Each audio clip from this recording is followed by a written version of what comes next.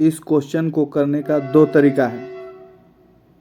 जब कोई दुकानदार अपने सामान को कॉस्ट प्राइस से कुछ प्रतिशत ज़्यादा मार्क कर देता है और फिर वो उस पर डिस्काउंट देता है, और तब उस क्वेश्चन में जब पूछा जाता है कि इसमें प्रॉफिट होगा या लॉस होगा, तो ऐसे क्वेश्चन को करने का दो तरीका है।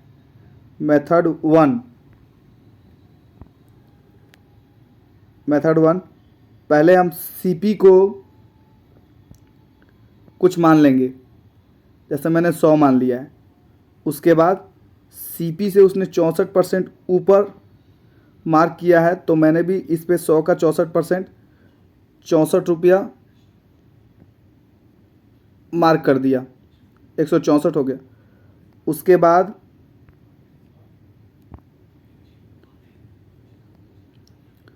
बाद फिर मैंने क्या किया कि इस जो 164 रुपये का हो गया, इस पे 25% का डिस्काउंट देता है, तो 125% मतलब 1/4 होगा, तो 164 का 1/4 निकाला, 41 हो गया।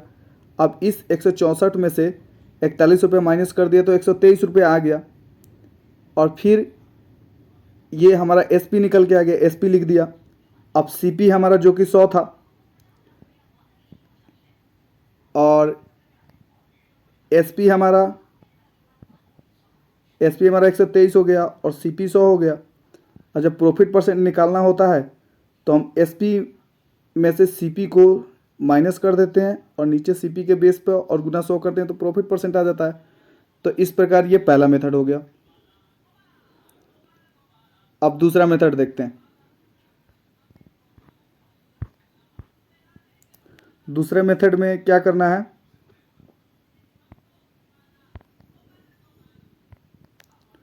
दूसरे मेथड में हम जानते हैं कि सीपी अपॉन एमपी का जो रेशियो होता है 100 minus discount upon 100 plus profit.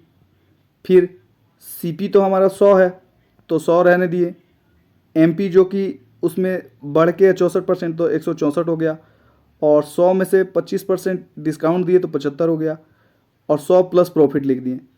अब इसको हमने ऐसे लिख दिया 100 75 का 75, 100 प्लस प्रॉफिट, इधर 100 अपन 64। इस दोनों को हम लोग सोल्व किए, 75 को 3 से काट दिए, 100 को 4 से काट दिए। उसके बाद इसे क्रॉस मल्टीप्लाई कर देते हैं और इस प्रकार प्रॉफिट परसेंट निकल के आ जाता है 23%। दोनों मेथड अच्छे हैं, इसमें से कोई भी सवाल को आसानी से कर सकता है, लेकिन एग्ज़ाम में करने के लिए मेथड 1 प्रेफर करें।